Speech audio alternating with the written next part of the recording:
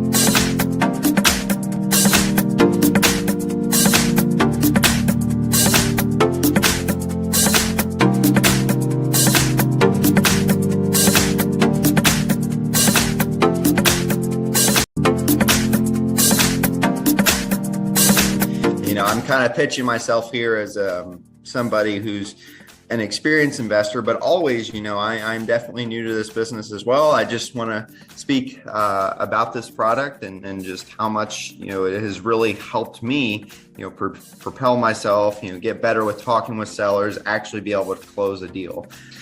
My strategies right now have been primarily direct mail, cold calling, and cold texting. And I've found a lot of success with Real Estate IQ, especially being able to get in front of customers, have engaging conversations. And of course, I'm hoping to use all of that to build my own business and eventually retire off. Excited to be here, and I want to say a big thank you to Real Estate IQ.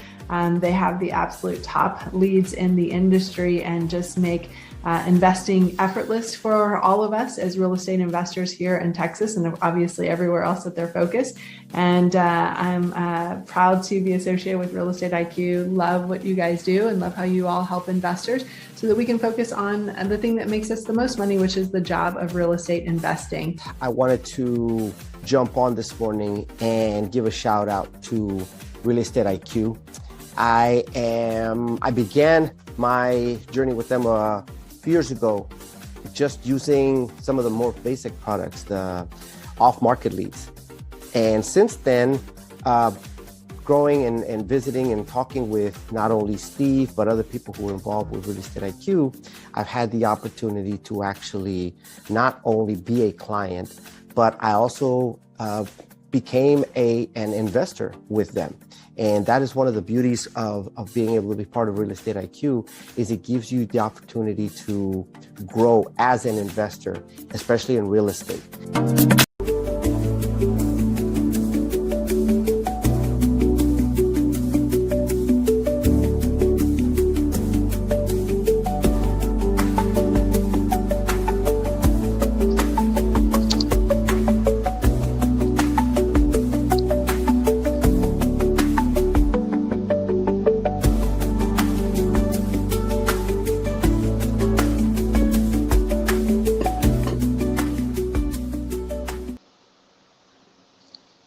All right, good morning, everyone, and welcome to today's exclusive event with Real Estate IQ. It's another Thursday, so it means it's another good learning session from Real Estate IQ. Hello, everyone. We're thrilled to have you joining us today. It's 11 a.m. And today we will be uncovering some of the most important information that real estate investors must have in order to navigate through uncertain markets. So at Real Estate IQ, we're very passionate about empowering investors with the right tools, data, and strategies to succeed in today's market. As a lead generation company, we have helped thousands of investors find off-market leads, negotiate smarter, and build high-value portfolios. And our mission is very, very simple: to help one more person to win. Well, today, without further ado, we're honored to have Steve Liang, one of the co-founders of Real Estate IQ, join in with us today to teach about pre-foreclosure. Steve is a seasoned real estate investor whose proven strategies have unlocked thousands of lucrative deals. With years of experience navigating pre-foreclosures, mastering negotiation tactics, and growing a high-value portfolio, Steve has a wealth of practical insights to share with us today. His expertise has transformed the way investors approach off-market opportunities, and he's also here to reveal the secrets that can take your portfolio to the next level. And I'm sure that Steve also has today some case studies that he will share today. So I want everyone get ready to take notes, ask questions, and learn from only the best. Hi, Steve. Hi, Sophia. Thank you for the intro. Good Yeah. to see you. Good to see you too. Go ahead and take on the spotlight. All right.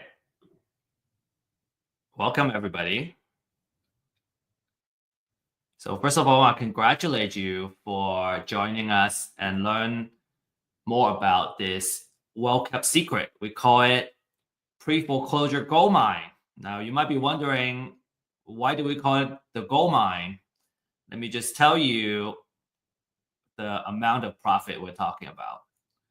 So now, in order to understand pre-foreclosure, we got to really understand what foreclosure is about.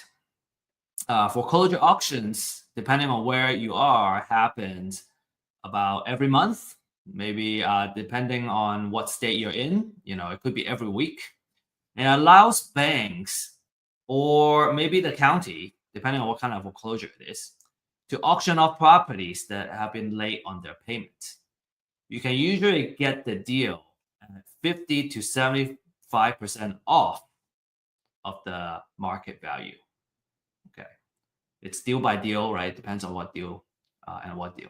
If you haven't been to a live auction, I highly encourage you to do that. Actually, I have recorded a video that I took a couple of days ago, and we're gonna share that in a little bit. It's pretty chaotic, and it's a big event, and you really want to be there if you're really serious about being in real estate investment. Even if you don't participate in the auction, you should definitely check it out. Depending on how your county organizes it, it could be several trustees auctioning off in different places, and people just kind of crowd the trustee that is auctioning off that property. And it could be happening in the same time. And so if you are kind of new to the scene and you want to buy a property at the auction, you need to find the trustee first and make sure you don't miss it when they start the auction. So now the reason you would want to also, okay, so another big tip that we learned is that you want to, you're going to need to pay on spot. So let's say you got the property and you won the bid at $87,000, and it's a $200,000 house. So you're already getting it at a really good discount. But now you need to kind of pay on the spot. So what people do, the folks that are they're actually auctioning off, they will come with a stack of cashier's checks from the bank, and they would have it in different denominations, because you don't really want to have just a check for $200,000, and then because you don't have change, you give them the entire $200,000. Your money and your capital is gonna get stuck there for a while, for quite a few days, before you can get the money back. So you kind of want to have some 50,000. You want to have some, maybe 25,000, $10,000, so you can give them, ideally the exact amount, 87,000. But if not, at least you can do like 90,000, so you don't have a lot of money that just getting stuck in with the officials, and then you're not making any money, any return on the money that is just being there. Okay, so next, let's take a look at, I recorded this video. Let's play it. Okay, we'll watch it, and then I'll also point out a couple of things, and then we'll watch it again, so we can kind of pay a little more attention.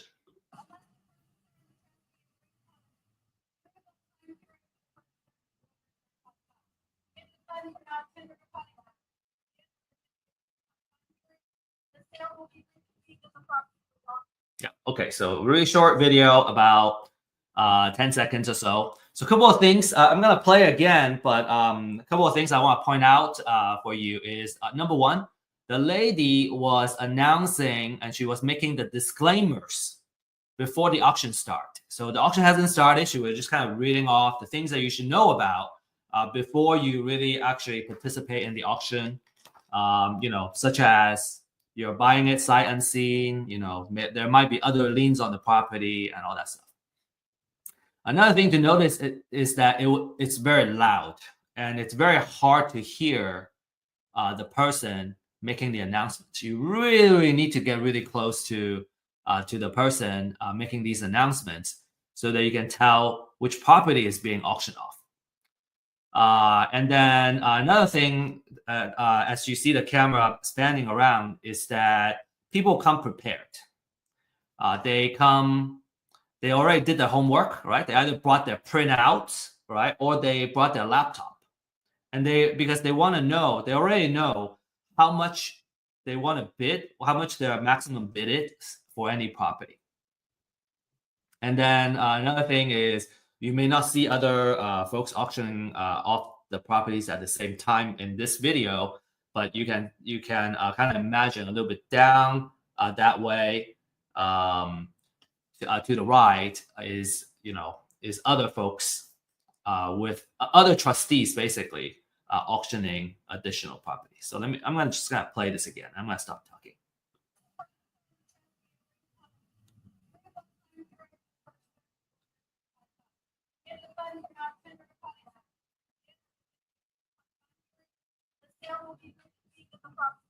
Yep. Okay. So that's it. You see a couple of players that are actively bidding on the property when the auction actually starts. So very, very interesting stuff. All right. Next. Now there are a couple of drawbacks when it comes to buying at foreclosure auctions. The first one is there is competition. By definition, in an auction, you got multiple bidders bidding up the property. A lot of times it's 1,000 at a time. So they go, 81,000. The next person goes 82, 83. So you keep going until somebody hits the limit and they stop bidding. So you have potentially a very fierce competition. And especially with hedge funds getting into the scene, foreclosure auctions have become very competitive. And some investors are actually complaining that because the hedge funds are so well funded, they're not afraid to overpay for a deal just to win it. And they make it hard for savvy investors to buy at a good price. The second one is, as I mentioned earlier, you gotta be prepared. You gotta have the cash ready in the form of a cashier's check, so you're ready to buy these properties. And then finally, you're buying the property sight unseen, so you're kind of taking a risk, right? If the property has been burned down and it's just a lot, and then you're bidding it as if there's an improvement, a house in there on top of the lot, then you're taking on a big risk. Obviously, there are many ways that you can do to mitigate that risk, and there are services and products available. You can hire somebody to drive by the address and actually kind of check out, just make sure the property is not burned down, and they will take pictures and all that. So there are things that you can do to mitigate these risks, of course. Now, because of the kind of drawback from bidding at the auction, I think the biggest drawback is probably the fact that it's hard if you're undercapitalized, if you don't have a big piggy bank, how do you participate in the auction, right? And so that's why we like to get ahead of the game, right? Buy the property before they hit the foreclosure auction, because number one, you don't have as much competition. A lot of times you're directly interfacing with the property owner, and you can buy it directly from them. You can still get it from for a pretty good discount, and then again, you can directly negotiate with the seller, and you can meet with them face to face and all that, and make sure that you're buying it at a price where you can make a profit. So the natural question is, how can I find these deals and how do I make these deals? There are a lot of these properties. On average, I think last month we found about 6,000 properties that are motivated to sell. And then let's say on average, we're talking about an average of maybe, don't quote me on this, maybe $50,000 to $60,000 of equity per deal.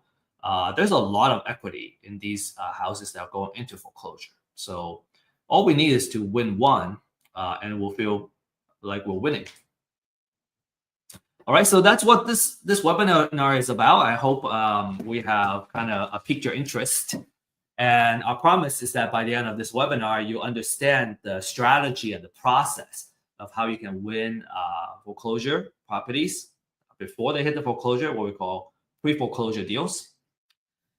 From a kind of the type of investor standpoint, if you're new obviously this is a really good class because there's a lot of opportunities in the foreclosure auction. A lot of properties that are going into foreclosure auction that are good candidates for you to reach out to.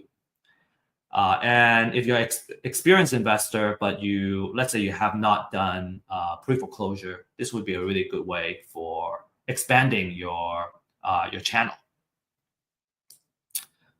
From exit strategy, you can wholesale. Let's say you buy the property wholesale. You can do fix and flip.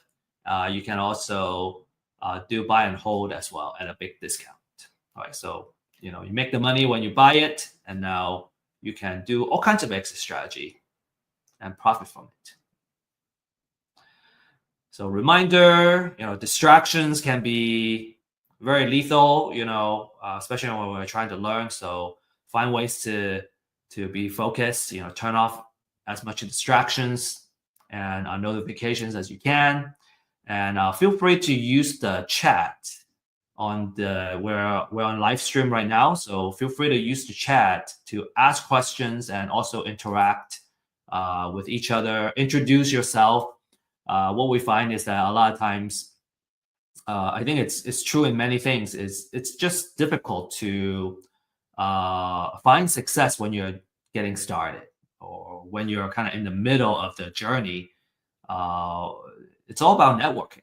So what we find is a lot of times when we're attending the same class, the folks that are attending it together, you may find that you may want to partner up together. Obviously, we'll teach you about the pros and cons and what to watch out for when you partner with someone. It's another big kind of art, the art of partnership. But it's always nice that you don't have to do it all by yourself. Okay, so make sure you take advantage of everything this class has to offer. Get connected and stay connected. Disclaimer, everything we presented here is for educational purposes, and you should always do your due diligence when you make any financial decision. We don't offer investment advice, financial or legal advice. Right? Make your own decision. My background is I have experience in marketing, data. I'm kind of a data guy, and we use the data for marketing. So kind of naturally, I'm also a marketing guy. And my background is in science and engineering, and I was always very interested in real estate. And kind of when I learned about real estate investment and the potential of profit that it can bring, it's very exciting. The struggle is that it's hard to find the right knowledge or the knowledge that you need. And then once we know what to do, it's hard to kind of get started because everything starts from the lead generation and the deal finding process. So it's hard to get good data and good technology. And then another big part is every single step when you're doing something new, it's very easy to get stuck. I get to a certain point and go, what do I do now? Right? Especially it's our first deal. And we found it hard to connect with quality people that can kind of show us the way. A lot of times after a couple of deals, we learn how to do it well, and we can become very competent ourselves. We can become like basically a full partner. But in the beginning, you gotta learn. So having high quality people that are trustworthy is very important. And that's why we're at Real Estate IQ would bring these couple of offerings to you. One is webinars, classes, educational items. We also have ebooks that you can leverage and learn more. We also offer really awesome deal finding data. We're also going to start offering deals and kind of financial side of items, because what we realize is that as investors, data is not enough. We need deals, and then once we get deals, we need funding to close the deal. So there just needs to be so much support around us to be successful.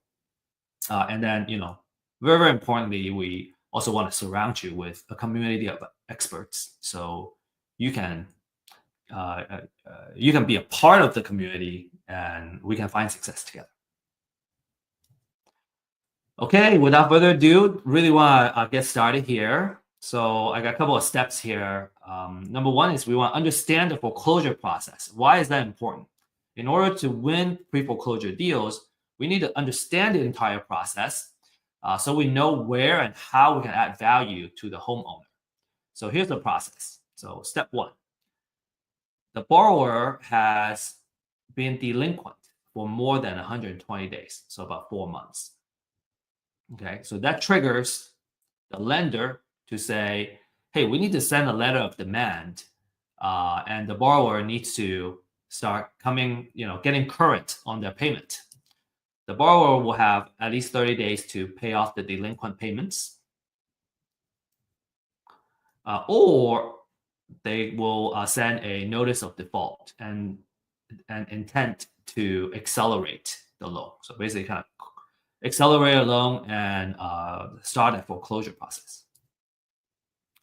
So after the cure period expires, the lender will file a notice of sale at the county the property is in, and you would wait.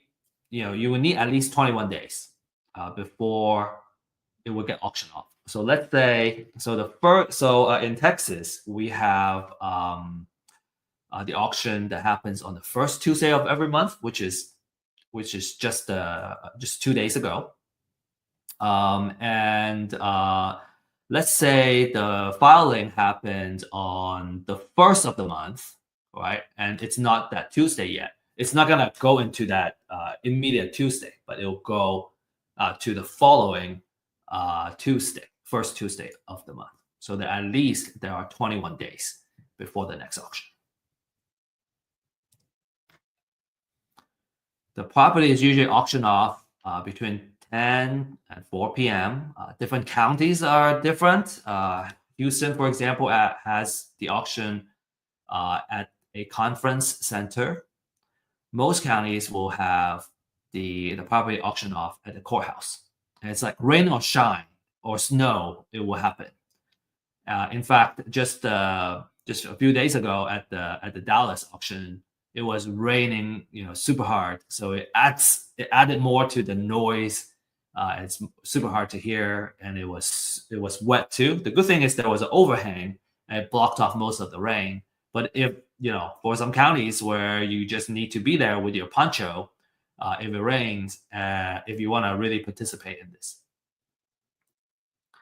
So the property will either sold to the highest bidder, or it will go back to the lender and become a REO. REO stands for real estate owned property. It goes back to the lender. So at foreclosure auction, okay, after it gets foreclosed, the borrower may still owe money even after the foreclosure. And if the total debt is not fully paid off by the foreclosure sales price, the lender may choose to seek what we call a deficiency judgment against the borrower. So what that means is there's a possibility where the homeowner, normally do they lose the house during the auction, they will owe more money. So it's a really tight spot, really bad spot for them. Okay, and a lot of owners need to understand it. Sometimes they just go, I give up. I'm just gonna, let go into foreclosure. Well, not so fast. Maybe you need to consider, what are some consequences if you let it go there.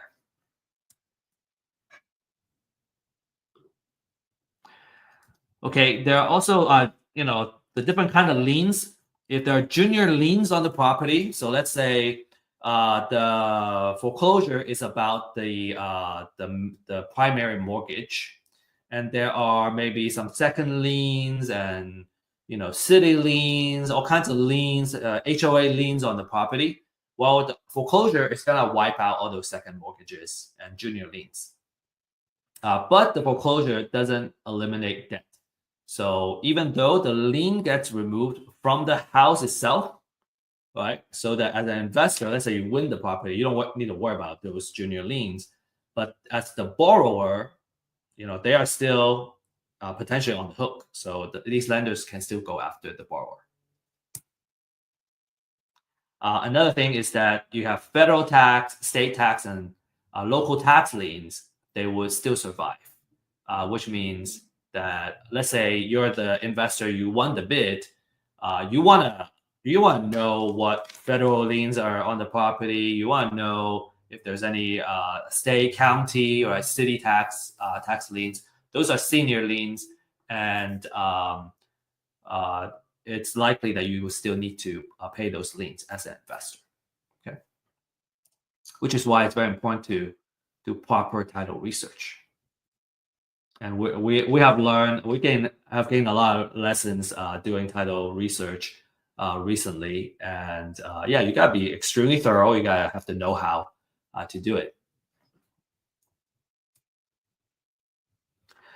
All right, next, we need to know which properties are going into the auction, okay? So how do we find out? Well, there are ways you can research the data yourself, or you can buy it, okay? So what the couple of lists that you want to look at is what we call the pre-foreclosure list, the motivation for these motivated sellers, right? And again, our purpose here is to see if we can buy the property before it goes into the foreclosure auction. The market price is between $200 to $300 a month for an entire metro area. Okay, I think it's still a really good investment, because let's say you win a deal, a wholesale deal, and we're talking about $10,000 profit. So it's not that big of a price to be paid. Another thing you can ask for is called the appointment of substitute trustee. So this is another kind of data where in the foreclosure process, if you recall, one of the first steps that the lender would do is they would appoint a local trustee to handle the foreclosure process. And so that's usually a signal, if the appointment of substitute trustee has been filed, that's usually a signal that the house is going to go into foreclosure. So that's what we call a pre-foreclosure. And you get to be more ahead of the game for those, more ahead of the game than the folks that are just looking into pre-foreclosure. And you can do marketing, and you can kind of reach out to them. Perhaps the drawback for this list is that they are not as fully motivated. They know they still have some time. They understand they have a ticking time bomb, but it's not like the foreclosure date has not set usually in this case. So, but it gives you more time to do marketing and kind of nurture these folks. Nurture your leads. All right, so a free way to do it is you can Google your county name, and then you say notice of sale, and you should usually get to a website where you can start looking at the foreclosure document. So this is what a foreclosure document looks like. It talks about, this one has the address, it has when it's gonna show up and all that stuff. There's a lot of information here. Time and date, and the county is going to get auctioned at. And then you will need to do some further research of who the owner is. Sometimes the owner is on this paper. Sometimes you have to do further research. And the amount owed is not public information. So, there's a lot of digging for just one record. And usually, when people ask, should we buy or should we find it ourselves? My typical answer usually is, if you know how to do it, you're better off outsourcing it. If you don't know how to do it, you may want to do it just to learn and appreciate how much work that goes in there. But ultimately, this is not worth our time. It takes 15 to 20 minutes of research for just one property.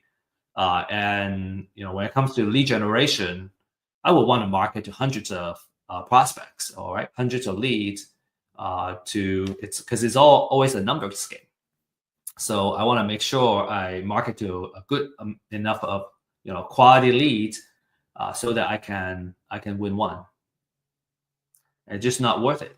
These are the volume of foreclosure filings in a couple of the major cities that we cover, and it's just not worth the time to do research on every single one of those properties. It's just impossible.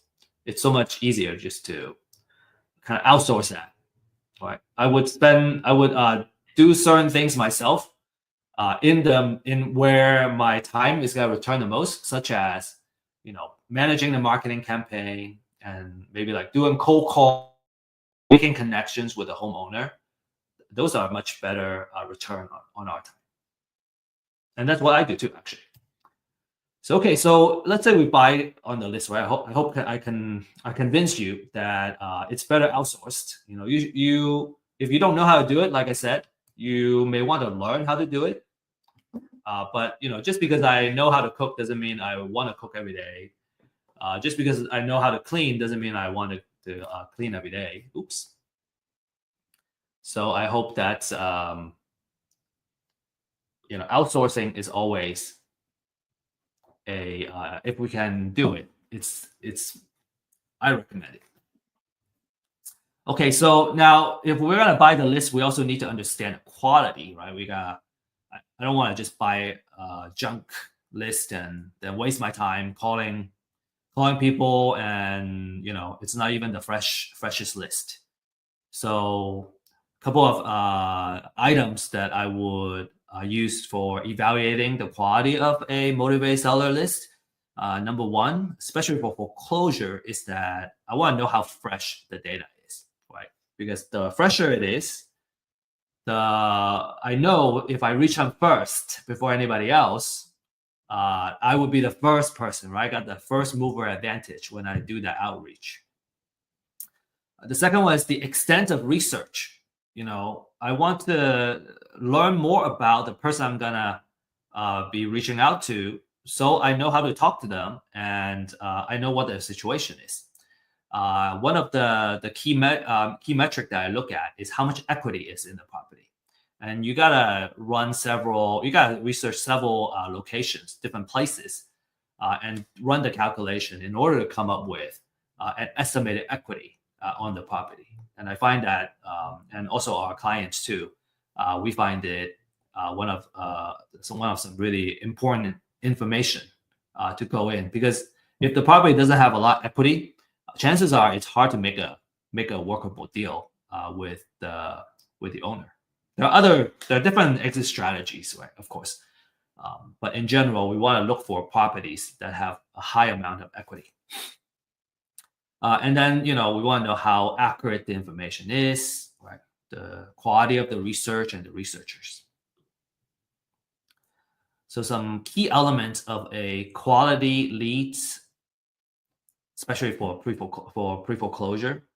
We want to know the mortgager and mortgagee information. Mortgager is basically the borrower, right? That's the main person I want to do outreach to. That's usually the person that owns the property. Then I want to know the address information of the property, right? How much it's worth, what's the assessed value. And then on the right, I want to know the financial information. So I want to know what the equity percentage is. I usually try to reach out to the properties that have a higher equity, because there is more negotiation room where we can create a win-win situation. In order to do that, we got to know the loan information. So how much loan was in there. So you got, ideally there is title searches and, a deed of trust searches that need to be done to find all this information. Okay, now that we got the list, we want to narrow it down to a more manageable, focused list. And this is where, kind of that filtering is where you can create your own niche that you can focus on, that, say, you're much better at than anybody else. So this is where you create your competitive advantage, okay? And a couple of kind of hot filters that people use are the address. Maybe it's different cities, right? Let's say you want to focus on the city that you live in because you know your city so well, or maybe it's a city that you don't live in, but it's not as competitive. You can filter by the assessed value. Maybe there's a particular price range that you want to focus your deals to be at. I already talked about equity percentage. That's a really popular one. And then you can also kind of look into a couple of these. So ownership would tell you if the property is owner occupied or not. Okay. If it is owner occupied, it means that the person lives in the house.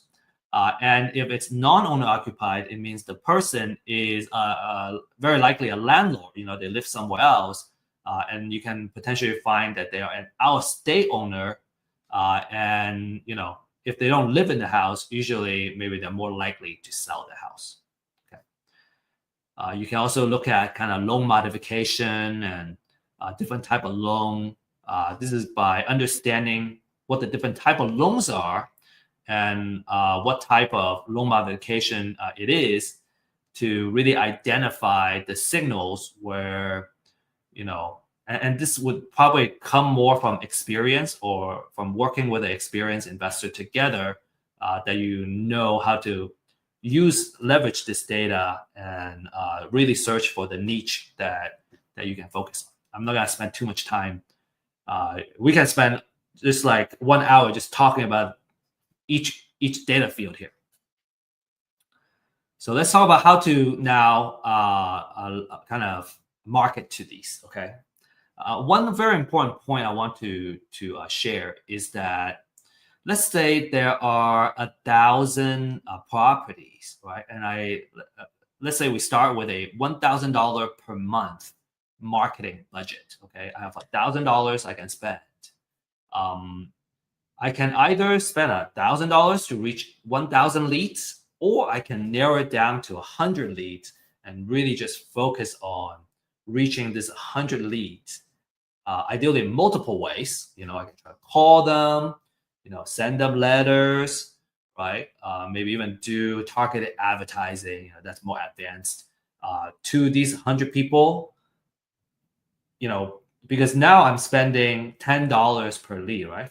If I have 1,000, I'm only marketing to 100 leads. I'm spending $10 of marketing budget to reach that one person. Versus, say, I got this gentleman named Joe, and he has $1,000 trying to reach 1,000 leads. So on average, he can spend $1 per lead. Okay, so who do you think is gonna win out? The person that spends $10 to reach one for each lead, or the person that spends $1 per lead and try to reach them, right? $1 versus $10 to reach the same person. I can't see your responses, but I hope you would arrive at the conclusion that, man, if I have more marketing budget, right, I can reach the person, and I am more likely to win out and reach this person, build trust with this person, because I'm spending $10 on this guy versus my competitor that's spending just $1 on the same person. And there are many things that you can do, right? With $10, with $1, man, $1 buys us a stamp and some change, and I don't know what to do with the change anymore. It's so hard to, $1 we can't really go very far in terms of marketing budget. Okay, so let's next talk about the different kind of marketing campaigns we can use. Now that we have a focus list, we have a very popular class. It's called The Secret of Building an Endless Deal Flow. And it's about creating marketing campaigns that you can do to build a consistent pipeline for deals. You can really, when it comes to marketing, you can apply it to reaching motivated sellers, or you can apply it to, any kind of business. So it's just a really awesome business class in general. And if you enjoy this upcoming segment and you want to learn more, I would highly encourage you to take that class to learn more about marketing. Okay. We also have other speakers and topics that really kind of go deep into some of these items too, such as door knocking. We just recently had a door knocking class, which is phenomenal. So door knocking means you're showing up at the person's door, right? You need to know their address. You need to know who you're talking to ideally. The advantage is that you can talk to them in person and you can build trust quickly. I kind of pointed out here that the effectiveness of a door knocking campaign really depends on the quality of the list, right? You gotta know you gotta have the right address. You gotta know, who you're talking to. This allows you to talk to the homeowners in person, and you get to see the house right away. A lot of times, let's say that they're already ready to sell. You can just go and see the house. You don't need to make another appointment to see the house. To be successful, you need to have the ability to strike up a conversation and build trust very quickly. You also need to have a thick skin. Some people just don't want to talk to you, right? Maybe they scream at your face too, and so just being okay with that. If you're more introverted, like myself, maybe you don't like talking to people. You prefer not to talk to people face to face. You're gonna try other marketing methods. Door knocking is by far the most successful campaign and marketing method that I know. Through our clients. Next is you can do cold call. So we provide a skip trace service.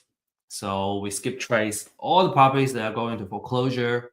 You can have multiple phone numbers you can call, and just a tip is that when it comes to phone numbers, because we're using a third-party service, it's very hard to guarantee quality. And usually phone number skip trace, it's just very difficult to get 100% accuracy. So usually we get about 70% hit rate and 70% accuracy. So there are folks that you call and maybe it's a wrong number. That's okay. We got all these numbers, so we can just keep calling. Right? Somebody is always right. Some say some will, some won't, but someone is always waiting. I want to share this cold call script with you. This is also has been shared in another class from our speaker, and I really love their script. So I have started to use it, and that has produced for me as well. So when you call and they pick up. Right. So all you need to say is, hi, is this Mr. Lawrence? And then they go, yes, this is Lawrence. Who is it? And I go, hey, my name is Steve, and I'm just curious if you're aware that your house may be under foreclosure. A lot of times they're already aware. I have had call the same person.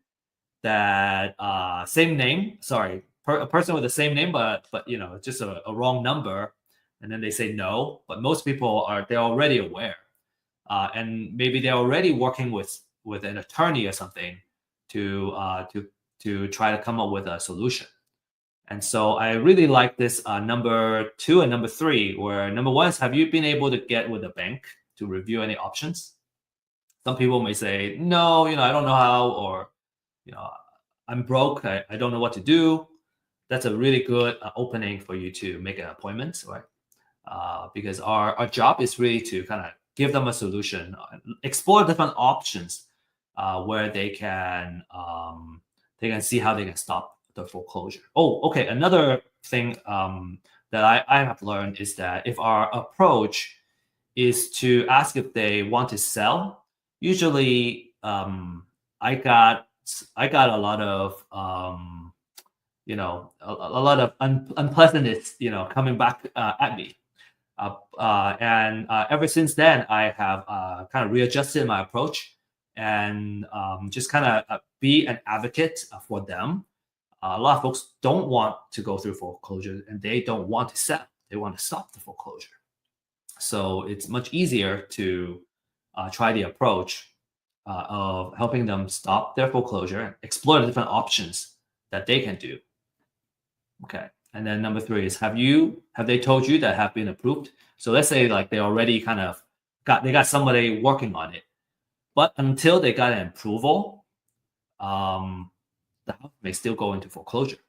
In fact, like, just last week, I was calling a couple of folks, and they already had somebody helping them work on it. Like, they were either waiting for an attorney, or like they have started working with an attorney, but they didn't get a written confirmation that it's gonna happen. So my advice to them is, make sure you got something written by the end of Friday. So at least you still have, next Monday to kind of follow up. But like by Monday, if you don't get that, your house may go into foreclosure. So it's okay that we don't win the deal, but at least we're helping them, right? The other one I want to share with you is the voicemail script. Okay, this has worked out.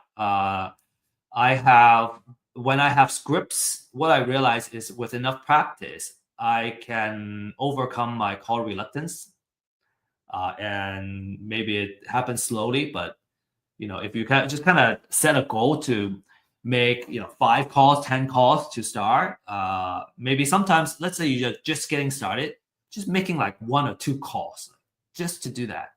It will help you kind of break through and get really comfortable, because it's all about having practice. So this voicemail script comes from a book called Rainmaker Conversations, I think, or like How to Become a Rainmaker. So it's a sales, really, really good sales handbook. Really short too. I highly recommend it. So without reading this to you, I'm just gonna leave it here. You can take a screenshot and practice it and see how well it works for you. Okay, I'm gonna leave it up here, and I'm gonna start moving on. Okay, now talking after we talk about these couple of strategies, another strategy we could have talked about is using direct mail and handwritten letters and send it to them. Usually these campaigns are best when it's all combined together, trying to reach the same person in different ways. That usually works the best. Okay, so next, you want to reach out and listen. You want to let the owner know that you want to help them. And foreclosure is a very stressful situation, so you want to be very empathetic and mindful. And maybe the appointment will lead to that they want to sell their property. Maybe it doesn't, but every single time you can make an appointment and have a meeting, you're just that much closer to making a sale, right? Or making the deal. So these are a couple of CRM stages that's also kind of my recommendation. You can certainly start with an Excel sheet to do the tracking. But let's say you start having more leads that you need to manage, then you need to start setting up different stages so you can kind of look at the pipeline and the health of your marketing pipeline. And we'll talk about this more in our marketing class. But the different stages that you want to set up are here. Okay, so going from stage 1 to stage 9. My recommendation: take a screenshot, and if you have questions on how to implement this and all that, we can talk more. But if you are familiar with CRM, you already know what I'm doing, what I'm saying here. If you're not familiar with the CRM, I think it would be a longer conversation. Next, it's very important to do a good repair budget. And you don't necessarily need to know how to do it. I just want you to be aware. If you're new, right? I just want you to be aware that the house very likely is going to need repair to bring it up to the after repair kind of condition, right? And when you make an appointment and meet the seller at the house, you have an opportunity to come up with the repair budget and come up with the estimate. So the better you are at doing it, the more accurate you're gonna be, and then you can come up with the best offer. Right? You can come up with a really good and solid offer. If you don't know how to do it, bring in someone who has the experience and have done it before, so that they can come up with it, and then together you guys can kind of walk through. And usually it's much better if you're new to have somebody kind of show you the way, so that over time you learn how to do it. So it's just a very important part of the offer. So you can do it yourself, about 20 minutes. With practice, you become an expert. You can't bring a general contractor usually unless you already have a contract in place. And then, like I said, a recommendation is to have a mentor or coach or a more senior partner that can come in and kind of fill that role. Okay, so next step, real quick, you want to, now you can negotiate the price. All right, let's say they want to sell, and it's in a situation where you can give them an offer that can create a win-win. You want to focus on their needs, all right, building trust, getting to know their family situation or their personal situation, and you want to know your numbers. So know how to come up with an offer. And I'm not going to dive too much into the formula to come up with an offer. We're assuming that you know how to do that, or if not, that you're gonna kind of read up the literature on that, what we call maximum allowable offer. Okay, we'll have another class if you don't know how to come up with offers. Actually, next Thursday, we're gonna talk about some details of different exit strategy and the formula that you should use to come up with your offer. So, if you don't know how to come up with your offers, no worry, you're gonna learn that next Thursday. All right, so let's say you come up with an agreement, then you can put it in writing. Okay, so there are many things that you may end up negotiating for. It could be the price, the sales price. It could be the terms of the payment. Maybe it's just all cash, or maybe it's a owner finance type of deal. It could be how much earnest money you're gonna put down. How long it takes to close. There are quite a few kind of discussion points that you got to finalize in order to put it into a contract. And when I first had to do it, it was also very difficult to learn how to come up with a contract. So, having somebody that can walk you through it is something I highly recommend. You can learn so much faster, when you don't need to struggle through every single step yourself. All right, and then there might be title issues to be aware of as well. You want to know if the property has other liens. Maybe there are junior liens and some senior liens on the property.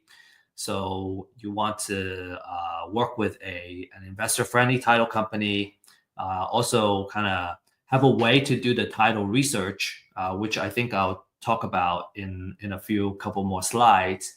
And just understand how to do the homework and do the title research.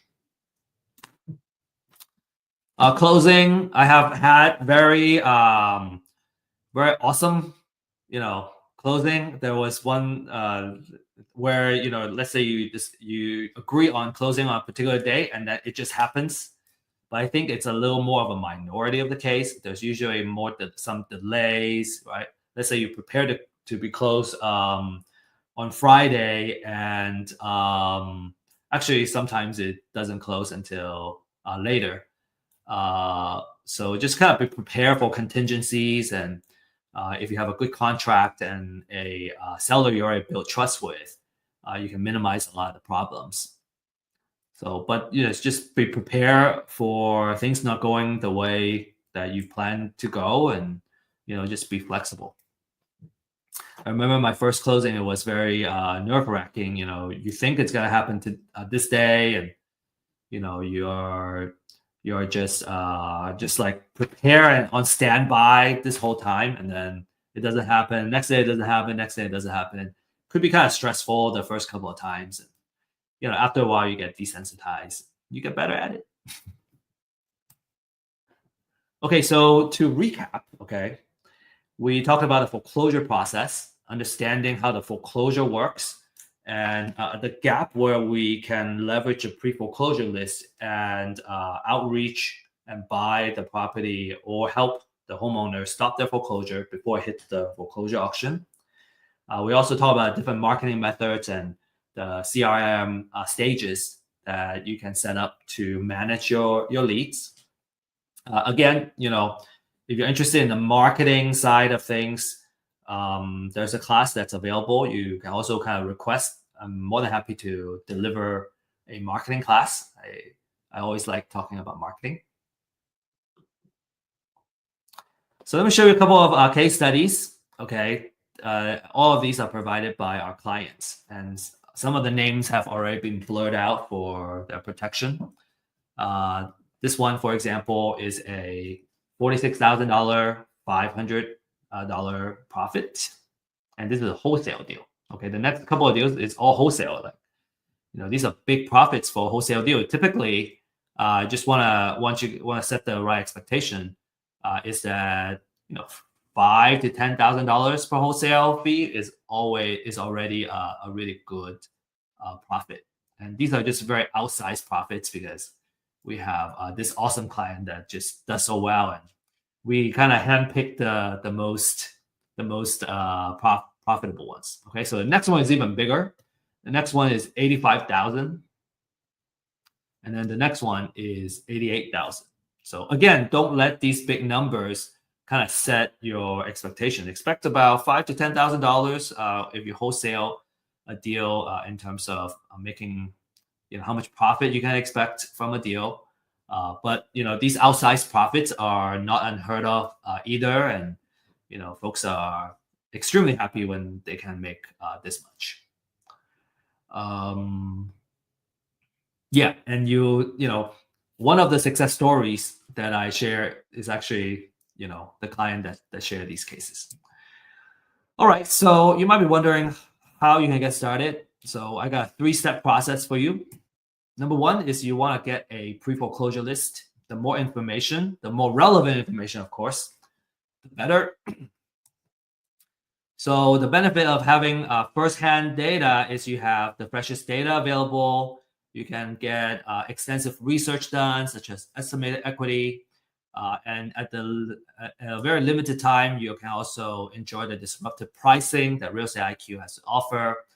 This is an example of what the interface looks like. Very easy to use, simple to use. You can come in, you can export the data, and then you can start doing outreach. So we got 2 pricing here. One is just the address itself, and then the other one is a skip trace. It comes with skip trace, so you can have phone numbers that you can call as well. Again, just wanted to reiterate that skip trace, because it's not our first-hand data, we have to buy it from a third party. It's not 100% accurate, and you shouldn't expect to have 100% accurate phone numbers when you skip trace. It's more likely the norm that you're not going to reach the person. And I think if you have that expectation going in when you make cold calls, then every single time there's a good hit, like you go, oh, wow, I hit the voicemail and this is the person I'm trying to reach, I feel excited. So I just want to adjust everyone's mindset, especially for those that are ready to get started. You want to do this with the right mindset, and then you're going to be very, very successful. Number 2 is you want to become a community, find a mentor, join a community, and kind of leverage folks that have done it before. Find someone you can trust, and be willing to be held accountable, right? And help you form the right habits to make happen. Real estate investment doesn't need to be a full-time thing. You can get started with, I think, as little as 5 hours a week. Over time, it may take a little more time, but you can kind of, like, if you're just looking for a side hustle or a buy 1 or 2 properties. It doesn't take up that much of our time, and you can do extremely well.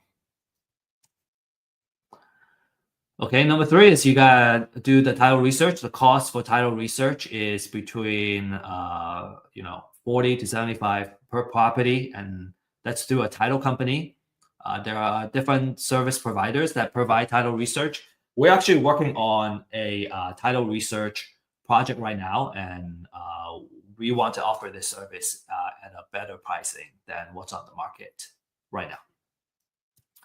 All right, couple of success stories. This one is $8,000 profit. No, okay, sorry. The next one is the $8,000 profit. This one is using Real Estate IQ to get his first deal and getting started. Profitable growth with substantial gains. When you don't have to worry about leads, right? You can just focus on the outreach and the marketing. You can just you can stay focused in the most valuable activity, and I think that's just so important when you're getting started. Ismail, $8,000 profit in a recent deal. Kind of on average, right? $8,000. I think that's about right. We see about 7,000, 10,000, 5, 7, 10 is usually the number, right, for a wholesale deal. And then Daryl said, he got 4 deals under contract, and already got about $1 million of contract value, and then he's expecting to make 10 to 15% of profit margin out of that. So, not bad for 9-10 months, and we're talking about $100,000 to $150,000 of like equity that you made. And these are, I think, not a rare story. These are very common stories. If you know how to do it, you got the know-how, you got the right path, the right way to execute. Within a year, maybe sometimes a little longer, you can build a pretty good amount of equity, real estate equity, in the deals, and then you're looking good. Maybe it's not liquid when you sell. When you sell the properties, when you become liquid, but when you're sitting on those equity, it's kind of really nice as a real estate investor, knowing that you have built the equity and the wealth already within those deals. Okay, to learn more, you can use this link here, and maybe I hope Sophia, you can help me send this link on the chat as well, in the class chat, so you can book a one-on-one consultation with us to learn what it's all about. Experience the power of firsthand data. And then the next thing I want to recommend to you is learn by doing. We have an event every Friday at 9:30. We're working on the link right now, and you can send me a email at steve.liang@realestateiq.co, and I will send you the link to join. And this is more of an invitation only. We want to have serious and high quality folks that want to do deals with us together. So for example, tomorrow at 9:30 we're gonna have another session. So if you're interested, I look forward to meeting you and seeing you in person, getting to know you. All right, so this is to conclude everything. I hope you really enjoy this class, and if so, please scan this QR code and give us feedback. If you hate it, you don't like it, this is terrible, useless, it's a waste of your time, please do the same. Scan the QR code and give us feedback, just so we know how to improve, right? How are we doing a good job, or are we doing, or is there something we got to fix? So really appreciate your feedback, and thank you for joining us. And we'll give you a prize just as a thank you for sharing your feedback. And finally, best of luck and happy investing. Remember, again, that next Thursday we have the next class, which is how to find great investment deals, where we look at the different type of exit strategy and formula that you're going to use to come up with the right offer where you can make money on the deal. And then tomorrow on Friday, 9:30, you have the online meetup, or MAP online meetup, where we really talk about live deals. We can go over some case studies as well of actual deals, and just learn by doing. If you have a lead, you need help how to close it, or already got a deal under contract, and you want to know if it's something that you can profit on, because sometimes we're seeing is that the folks can get a deal under contract, but then because the term and the offer were not done well, you can turn it into a profit because your offer is just way out of whack. So we're more than happy to give you support and share our experience, and we can make some deals together. So that's it. That's all I got for today, and you can save my email address, and I look forward to getting in touch with you. Thank you, everybody. Okay, so Sophia, the stage is I'm passing the stage back to you. Yes, so actually we have a lot of questions and comments during Wow. the event. So would you mind helping me go through all of them and address these Yeah. comments? So first, I think you have mentioned this earlier on how can you know what properties are up for bid. I think this one is for the auction. Yes. So that's where you can get the pre-foreclosure list, and then you will know that those are the houses. Now you got to understand that because it's possible that the house that was scheduled to go into foreclosure may end up not going to foreclosure. So there are times where let's say you do all the due diligence and you try to buy the property at the auction, it already got bought up by another investor, for example. So it may not show up there, but you got the list, so you know which ones were kind of scheduled to be there. Okay, so this one from Michael Williams. So from time of county posting to time that data is made available on REIQ, how fast is that or fresh is that? How quickly are the leads provided in your list? Yeah, typically we can offer you about 2 days to add. Some counties faster, some counties maybe a little bit slower. We have a pretty robust system, and if there's some kind of delay, let's say the county is delayed, we'll also tell you. Okay. So for our next question from Patrice, how much equity should I consider to know it's a good deal? Okay, that's a really good question. How much equity should I consider to be a good deal? I have folks so if you look at the data, you would find that you can probably find some that are 50% equity, more than 50% equity. And those are extremely good deals because you're kind of buying it 50 cents to a dollar, or there's, more than half of the amount that you can negotiate for, right? You would find that if you kind of change that to more than 40%, now you have a lot more properties that fit that criteria. So I don't know. I think maybe depending on your strategy. So if we're kind of really focused on the amount of equity, I think more than 30 to 35, those are really potentially good deals. Because another thing you gotta add on to that is, what if the house needs a lot of repair, right? And all that rehab budget is gonna eventually come out of this equity that's already in there. So you kind of want to have some buffer there. Usually people prefer to have, not screen out so much opportunities that you may lose out. So, maybe a third, just drawing a line in the sand as a recommendation, I would say 30% is probably good stuff. Okay, next one from Lynn Saylor. Do you have scripts on setting profitable prices or negotiation tips? Okay.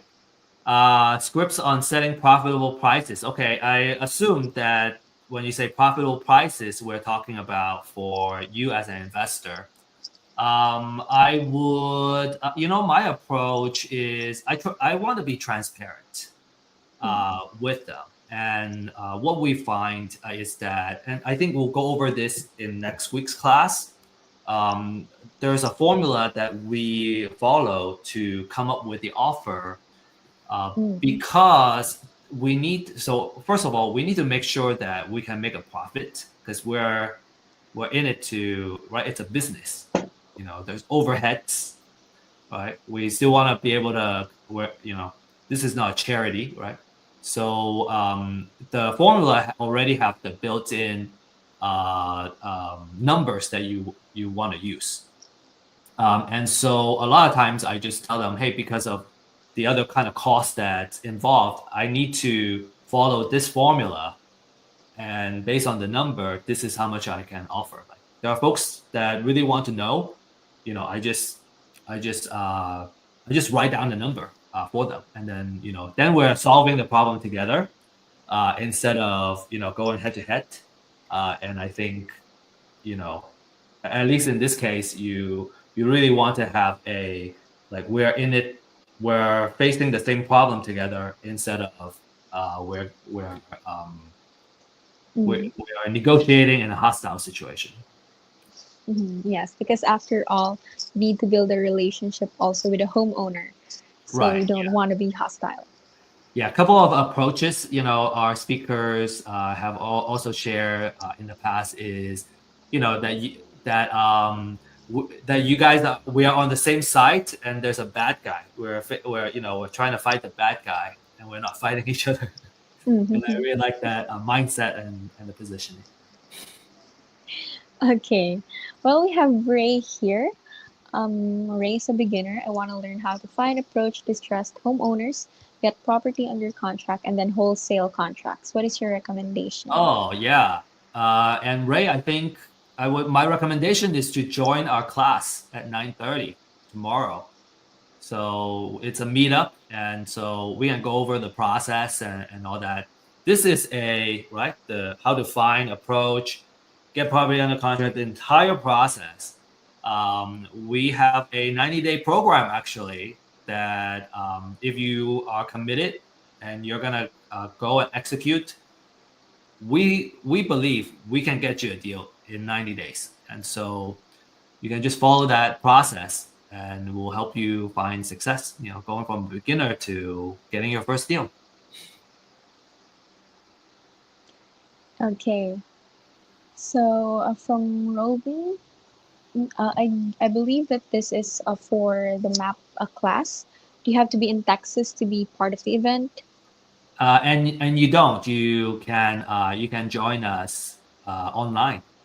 It's gonna be an online Zoom event. We find it to be the most kind of inclusive for folks that are not in the same city, for example, and also what do I want to say? It's the most inclusive because we can do it online. Oh, and it's the most efficient because you don't have to actually go to a place. You can just, right? It's just so much easier to meet when we can do it online. Yes. Okay. Then lastly, we have from Maria. What does REIQ's data look like, or what can I get from the data? Yeah, What information? that's also a really good question. I think for the sake of time, we want to direct you to sign up for for the one-on-one consultation so that you can kind of see it. Our consultant is going to share with you the data that's available on our portal, and then how you can use that data to do your marketing. What about, so Rodin is asking, the 90-day challenge. Okay, you want to sign up for the 90-day challenge. You can also talk to our consultants. Join our one-on-one consultation and ask about the 90-day challenge. We'll hold your hand and we'll help you make your deal happen. You just gotta commit to like showing up and also doing the work, and you get a deal in 90 days. Okay, so I guess that's all we have for today, Steve. Thank you so much for joining us today. And for next week, I know that this is a two-part class. One is today for pre-foreclosure, and the next one will be next week, Thursday, the same time, on how to find great real estate deals. We will still have Steve as our speaker. And if you want to register and continue this conversation on how to get deals, how to start, then you can register through this QR code. So let's give you time to scan that QR code. We'll give you around 5 seconds. Thank you. Okay. Additionally, we have, again, to reiterate Steve's point, we have a map class tomorrow at 9:30 a.m. So if you want, if you couldn't access or if you couldn't access the email or anything, you can also type in map on the comment sections, MAP, if you're interested, and we can reach out to you personally if you're interested with that. Also tomorrow, we also have a Friday open house at 11 a.m. CDT. So if you're also interested in learning more about real estate IQ, how these pre-foreclosure lists also work, or how does it look like the comment that we got earlier, what can you get from those? Then aside from the consultation, we also have an open house tomorrow, free for everyone to attend. So if you're also interested in that, you can type in Friday on the comment section if you're interested in those events. So let's give you time more to register and comment for our Friday open house and for our map class tomorrow. So the map class would be earlier, 9:30, and the Friday open house would be later at 11 a.m. Okay, so I believe everyone's already registered. So I want to thank everyone for staying till the end for our class. We hope to see you again next week for our events and how to find great real estate deals. With that, thank you so much for joining us. And again, we hope to see you next week. Bye bye. Thank you.